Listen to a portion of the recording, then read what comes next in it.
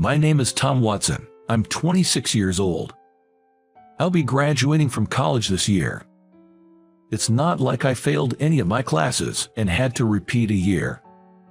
I just ended up graduating later than others because I spent almost 3 years studying abroad in various countries.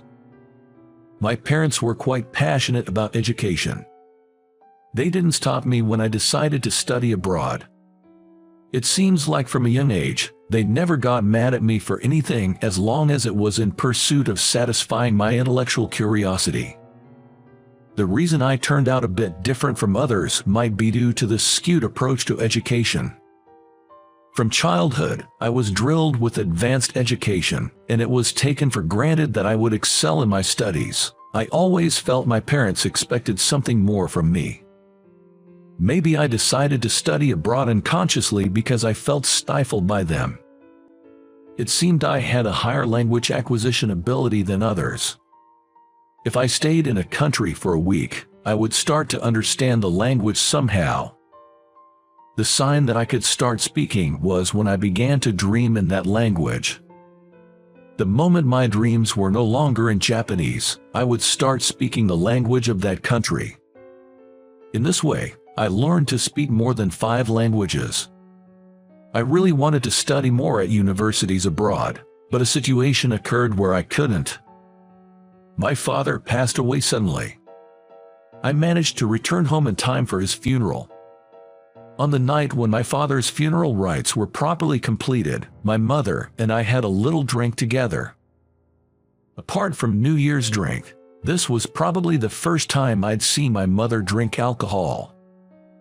With my graduation looming, my mother looked at me seriously and said, "You are free to live your life as you wish." I was surprised by her unexpected words. I thought she agreed with my father's teaching to stand at the top of Japan as an elite. It seems my mother was considering my situation in her own way.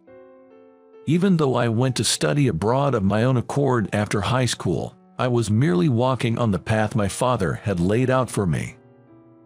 Suddenly having the path in front of me removed and being told to do what I like, I became confused. As a result, I couldn't make a decision about finding a job, and now I've become a jobless. Every day, I think about the meaning of living as you like that my mother mentioned, but I don't understand it at all. I don't know what I want to do or what I want to be. And my mother just quietly watches over me. It seems like the world was patiently waiting for me to make a step forward with my own will. Then, one day, I found a sign. It was when I went to buy a sandwich at the convenience store in the neighborhood. There was a staff wanted sign on the glass next to the entrance. Apparently, the older lady who was always there during the day retired. I noticed she hadn't been around lately. I never experienced working part-time, idly watched the movements of the store clerks from the entrance. It looked somehow fun. Maybe a job where you say thank you to people could be a wonderful job. That's how I felt. My mother's words crossed my mind. It's okay to fail, give it a shot. With that in mind, I decided to walk into the convenience store. When I mentioned the staff wanted sign at the counter, the manager came out from the back.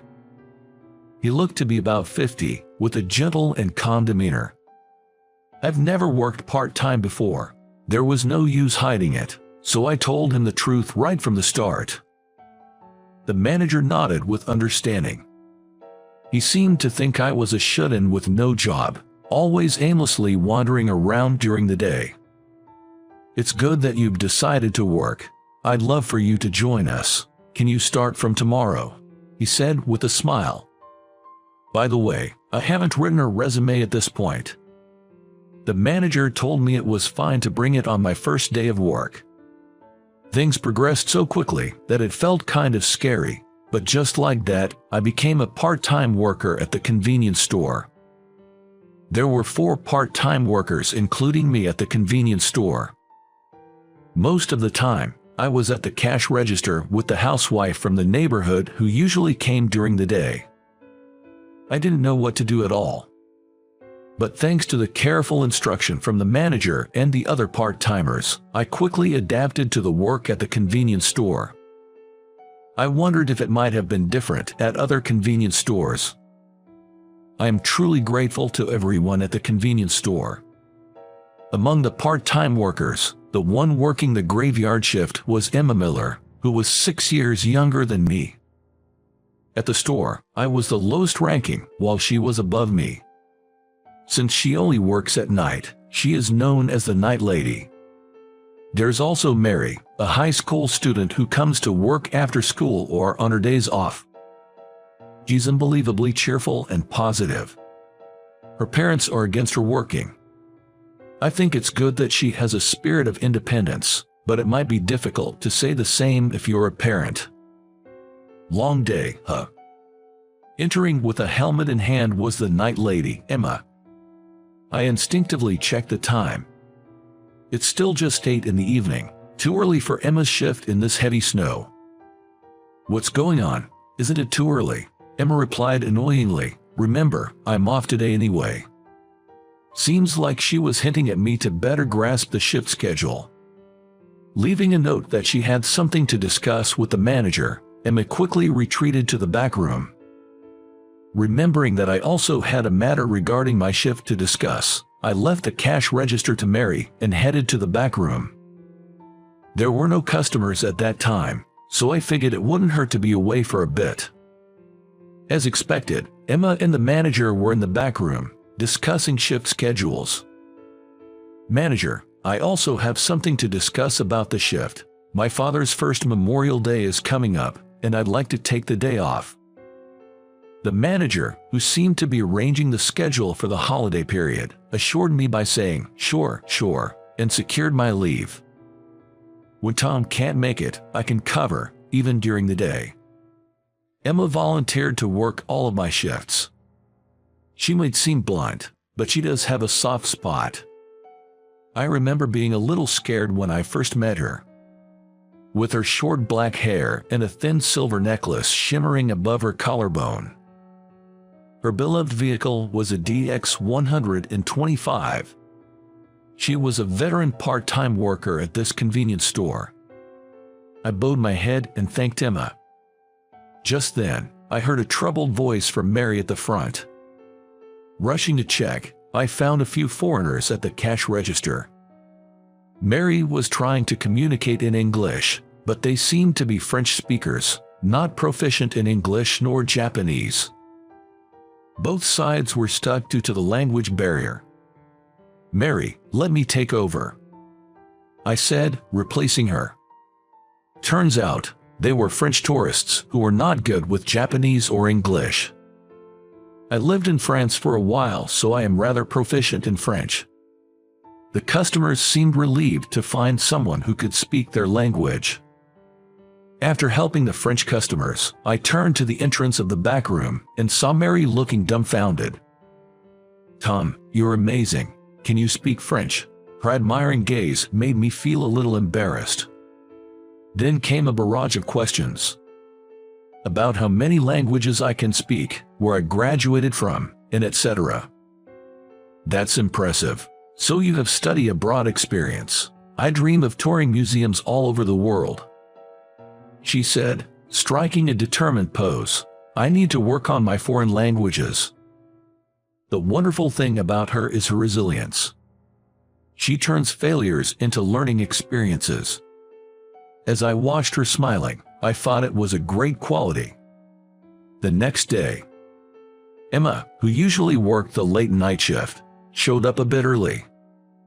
She beckoned me from the back room. Tom, can you come here for a moment? For a moment, I was worried I was about to be mugged, but that wasn't the case at all.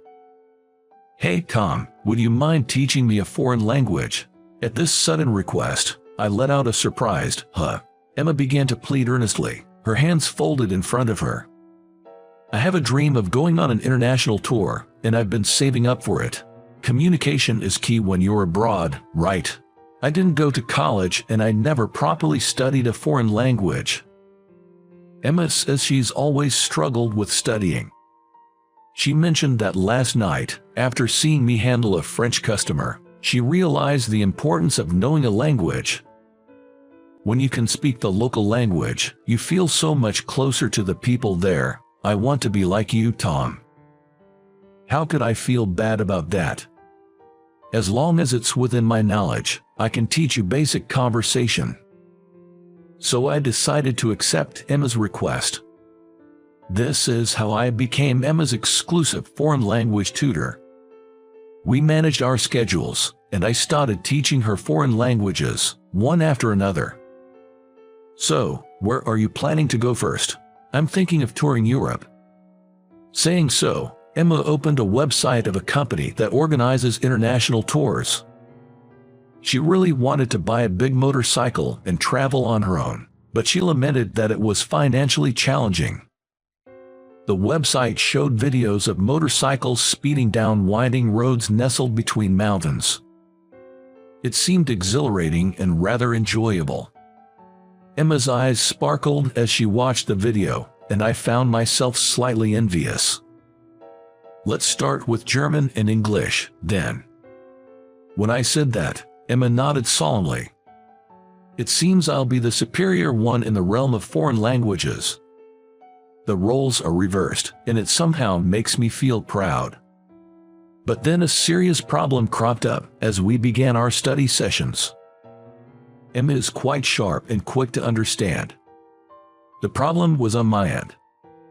I was terrible at teaching.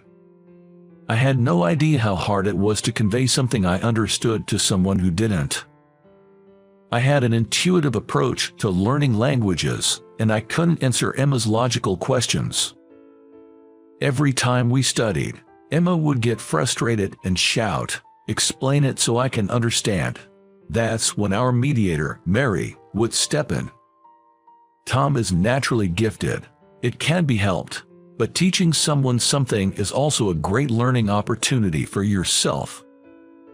Even when we were arguing and the atmosphere was tense, things would soften when Mary stepped in. She was truly a blessing. As we continued with our study sessions, I realized how out of sync I was with others.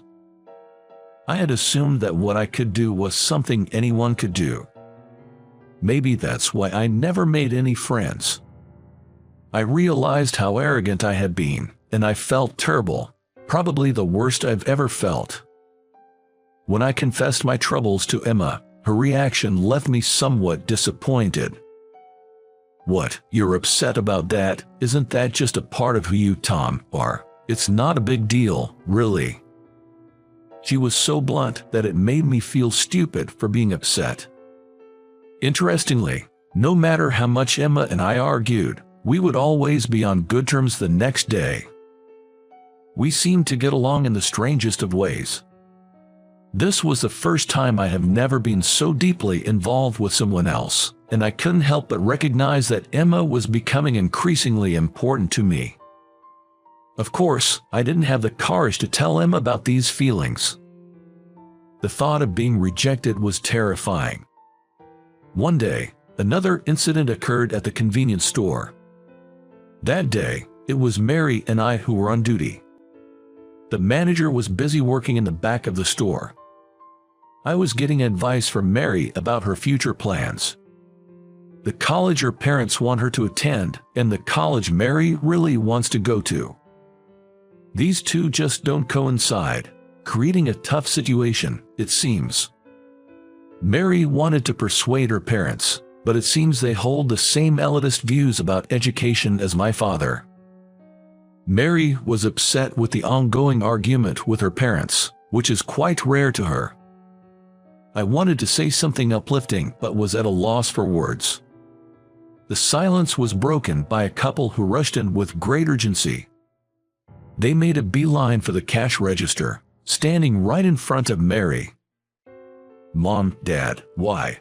It turned out that the couple who had rushed in were none other than Mary's parents, who we were just talking about. Apparently, Mary lied to them about quitting her part-time job. "Mary, you said you quit your job. What's going on? You should be focusing on studying for your college entrance exams." Saying this, Mary's mother grabbed Mary's hand over the counter. She seemed intent on dragging her home. Please, calm down. Can't you see that Mary is upset? Why don't you have a more constructive conversation about her future? Upon hearing my words, Mary's mother gave me a fierce glare. What do you know? You're working a part-time job at a convenience store at your age. Did you even go to college, or did you graduate from a third-rate college? Her words were dismissive, which riled me up. But I didn't want to brag about my own education in such a situation. Doesn't Mary have a wonderful dream? Why do you oppose her trying to find the fastest route to achieving that dream?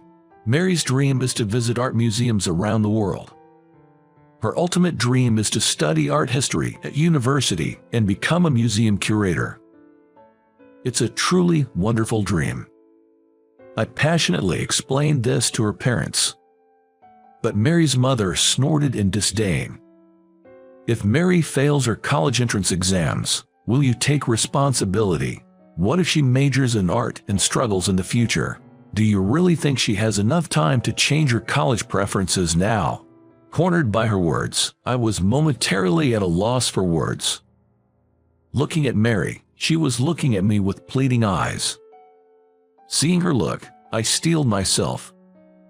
Got it. No matter what college, I will get her accepted, I declared, and Mary's parents stared at me as if I were a strange creature. Understood. We'll let you try, but you only get one shot. Allow Mary to apply to just one school of her choice.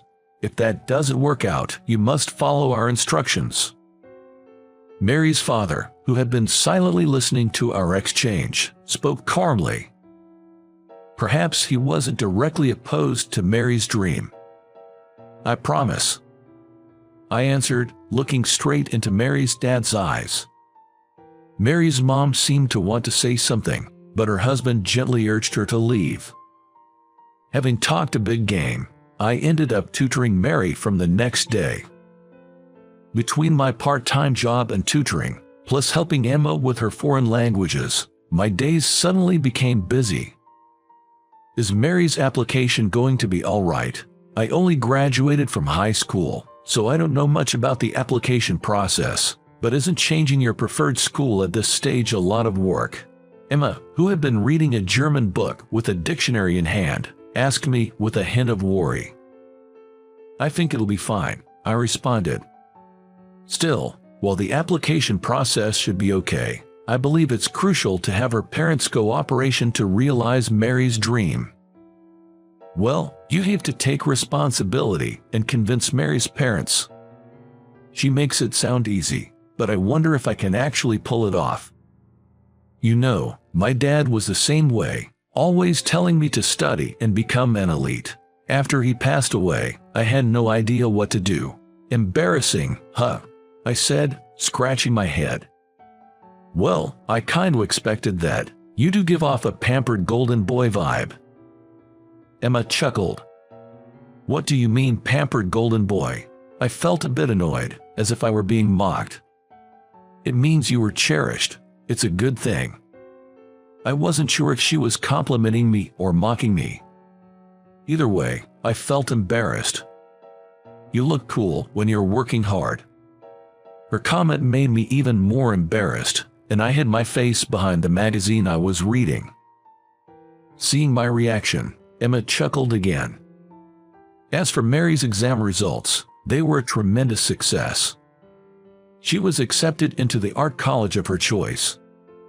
What's more, her grades were among the top and she was chosen as a scholarship student, which would cover half of her tuition. Mary's parents finally admitted defeat. They both apologized to me, and her mom thanked me while crying. That was probably the first time I revealed where I had gone to college. Everyone present was so surprised that it caught me off guard. Mary successfully took the first step towards her dream. Now, it's up to her how she paves her way. That's probably up to Mary, I guess. On the other hand, Emma got a big motorcycle. She mastered German, English, and French, and is getting ready for an international tour. Watching the two of them closely, I was taken aback. I'm the only one who's been pacing in the same place. Everyone else is moving forward, but I'm not making any progress. Suddenly, I felt small and insignificant. Every night, I lay in bed and ponder what I want to do most until I fall asleep. And yet, I'd never come to a conclusion. I'd rather solve math problems than this. Seeing my day-by-day depression, Mary approached me with a concerned look. I decided to consult Mary about my situation. I wondered what the ever-optimistic Mary would say. Nervously, I awaited her response. Why does it have to be about what you want to do, rather than who you want to be with? I think that's what they mean when they say revelation. It's not about what I want to do, but who I want to be with. Being with that person might be what I truly want. I felt like I'd arrived at an incredible answer. Good evening. As usual, Emma, the night lady, arrived for work. Seeing Emma, I was struck by a sudden realization. On impulse, I called out to her. Can I ride on the back of your bike? I want to be with you. Suddenly confessing, Mary let out a surprised squeal. Emma looked bewildered. Her eyes were wide with surprise. I'm not sure if you understood. This isn't an invitation for a road trip. I like you and I want to be with you. As Emma froze with a bewildered look on her face, I attempted to explain myself more clearly, but was stopped by Mary. She scolded me harshly later for lacking delicacy. Emma sighed lightly and gave a wry smile. It's fine to be together, but work on being able to ride your own bike. That was Emma's response. The tips of her ears peeking out from her short hair were bright red. I'll do my best, I promised, scratching my head. Handle it with care. That's me, getting onto Emma's beloved bike. At the convenience store parking lot, she asked if I wanted to give it a go. Without thinking, I blurted out, "Really? Is it okay?" Straddling Emma's bike, I revved the engine. Experiencing its vibration for the first time, I was fascinated by its power. I'll enroll in driving school tomorrow. I was all fired up from riding a big bike for the first time. I couldn't wait to control a motorcycle all by myself. See, you've found what you most want to do now. Mary, triumphant as if her theory had been proven right, was smiling.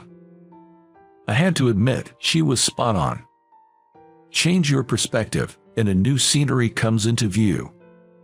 When you hit a wall, think of another way around. It's a simple thing, but I found it challenging. 2 years later, Mary began touring art museums around the world while studying art history in college. She said she was investing all the money she saved from her part-time job into her future. As for me, I kept reliving that vibration.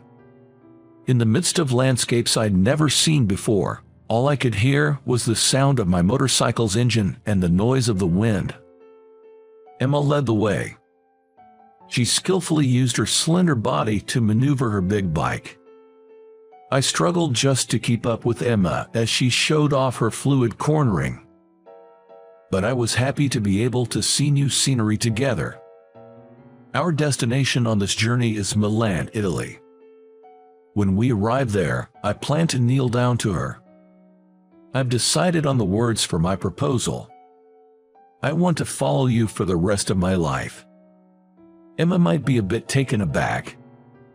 She may sigh and say, "Just ride freely," with a smile. Or maybe she will blush, her ears turning bright red as she looks away, trying to hide her embarrassment. Just imagining gets my heart racing.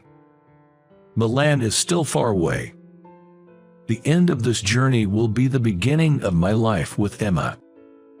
I believe in that,